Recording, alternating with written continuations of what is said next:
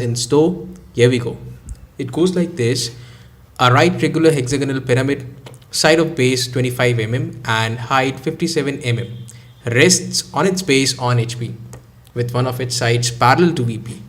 A section plane perpendicular to HP and inclined to the VP at 30 degrees cuts the pyramid and passes at a distance of 7 millimeters from its axis. Draw its top view, sectional front view and true shape of the section. So a whole lot of things have been given to us. So this object is a hexagonal pyramid. Dimensions are base edges 25 millimeters and height or the axis length is going to be 57. All okay. Now there is this condition that has been given to us, that it is resting on the HP on its base with one side parallel to VP. Now guys, I want all of you to just think about this. There is a hexagonal pyramid resting with its base on HP. Now from where you can see the true shape of the base. Okay, just think about this. Obviously the answer should be that its true shape or the base's true shape can only be seen from the top, and hence you have to begin by making the top view first. But there is this condition also, with one side parallel to VP. So while making its top view, make sure that one side is kept parallel to XY line, and when you do so, you ensure that this condition reflects perfectly in your drawing. Okay, now we're gonna go ahead and write something regarding this cutting plane detail. So it cuts the pyramid and passes at a distance of 7 millimeters from its axis, making an angle of 30 degrees with VP. Now this cutting plane in fact is perpendicular to HP. So just think about this. If there is a cutting plane perpendicular to HP, and when you're looking at that cutting plane from the top, it would appear as a line. Think about this. Okay, and at the same time that line would be making an angle of 30 degrees with the vertical plane. That means 30 degrees with the XY line from the top view. Okay, so we'll now go ahead and divide this entire solution of this problem into three different phases. Now in phase 1, I'm going to tell you about how the object has been positioned with reference to HP and VP. Okay, and in phase 2, I'll tell you how the cutting plane has been positioned. Okay, this auxiliary vertical plane that I've spoke of. And in final step or in the final phase, we'll draw.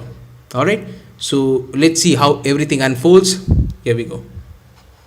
So guys, this is the hexagonal pyramid that I'm talking about, and when you try to keep it with its base, this base on the horizontal plane, okay, something like this, the true shape of this base can only be seen from the top. Alright, what else? There is one more condition that should reflect perfectly in our drawing, that says that one of its base edges, let's say this one, we need to keep one base edge parallel to the XY line or parallel to the vertical plane, and it's going to be looking something like this. You can see this base edge parallel to this vertical plane in the form of a screen of this laptop. All right, so initially what we're going to do, we're going to keep it resting on HP, making sure that one base edge is parallel to this vertical plane, and in this position we're going to create its top view, and then after the top view is done, we're going to create its front view. All right, let's go ahead and see how all of this can be done. Okay guys, now we're going to see how the cutting plane behaves. So this is going to be phase 2, and this is the object under consideration, and this is the yellow colored plane that you see. This is what you call the cutting plane. Now let us have a look at this entire scenario from the top. So this is how it looks. Below this point we have the axis in fact, and so we have been given the option that the cutting plane lies at a distance of 7 millimeters from the axis. So that distance could be behind the axis or it could either be in front of the axis. So let us for now say that the point is in front of the axis. Then the cutting plane should be positioned in such a manner, this way. Yeah, so this distance I'm talking about, this is 7 millimeters, and this angle that you see is 30 degrees. All right, and this is exactly how the top view would look. All right, so this is the cutting plane which appears apparently as a line from the top. Okay, and this is how this entire scenario would look from the front. All right, let's get down with the top view once again, and if you want to have the true shape of this, you have to look at this object from over here, and this is exactly what you're going to see. All right, so we'll now go ahead and do all of this stuff in phase 3, where we'll be making the top view, where we'll be making the sectional front view and true shape of the section. So let's see how all of that works out. Let's have the XY line, and as I've already told that this hexagonal pyramid is resting with its base on HP, then the true shape of the base can only be seen from the top, and hence we have to begin by making the top view first. So this is how you need to do this. Okay, this edge has been kept parallel to this XY line, which means that one of its edges is parallel to the VP. All right, let's name them. There you go. Now we're gonna have to make the front view, and for that I have to extend projector lines from all of these points, 6 points in fact, and also the center. Now we're gonna go upstairs by an amount of 57 millimeters, since this height or the axis length has been given as 57 millimeters. Okay, so this 1 point is 1 dash, this 2 and 6, 2 dash comma 6 dash, and so on. Okay, so that's the apex O dash, and now let's join all the points at the bottom with this apex. Fine, let's move ahead. Now guys, you can see that there is this cutting plane over here, as I've already shown you in that SolidWorks software. In front of the axis, this is 7 millimeters from here to here. Okay, and through this point you're going to have a cutting plane at an angle of 30 degrees with the vertical plane, something like this. Done. Okay, so here is the cutting plane making an angle of 30 degrees, all okay. So what's next? The cutting plane in fact is intersecting this entire solid at certain points. So starting from here, let's say this is point A, base edge 1 2 has been cut at point A, then this slant edge O2 has been cut at point B, this slant edge O3 has been cut at point C, slant edge O4 has been cut at point D, and this base edge again 5 4 has been cut at point E, something like this.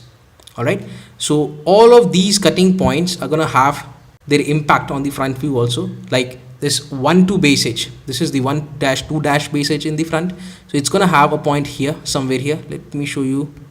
This is gonna be point A dash. Alright, so this B point lies along this slant edge O2, so this is slant edge O dash 2 dash in the front, so B point is gonna exactly lie here, B dash. This is C, somewhere along O3, so somewhere along O dash 3 dash. This point C is gonna have its front view here. Similarly, we have D along O dash 4 dash, O4.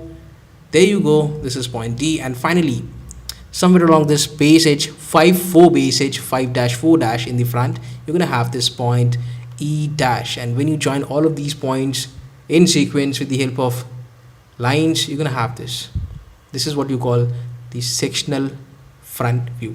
Okay, now the portion remaining has to be darkened, like C to O is dark, so C dash to O dash has to be darkened, B to O is dark, B dash O dash has to be darkened, 1 to O, 1 to A has to be darkened, 1 to O has to be darkened, like this. All right, it should look something like this. So basically this is what you call the sectional front view. This over here represents this top view. Now we'll go ahead and make the true shape of the section. So how can that be done? Here we go.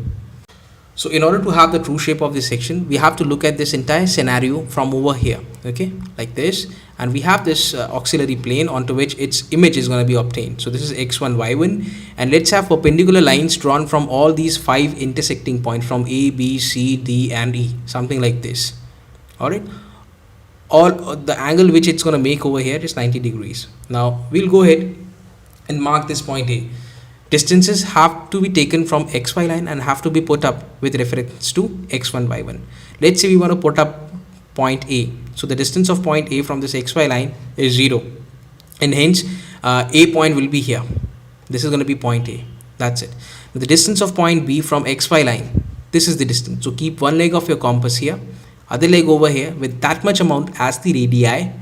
Then we're going to come downstairs, and here with this guy as the center, I'll put an arc. That's gonna be point B.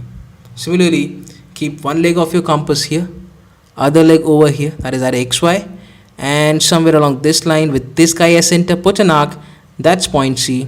Again, with keep one leg over here, other leg over here, and with this guy as center, put an arc. That's point T, and point E lies exactly on this XY line, so you don't have to do anything. It's gonna lie on this X1 Y1 line also. Okay, and when you join all these points, you're gonna have this true shape of the section. So here we have sectional front view, top view, and true shape of the section of a hexagonal pyramid which has been cut by an auxiliary vertical plane at an angle of 30 degrees with the VP. Okay,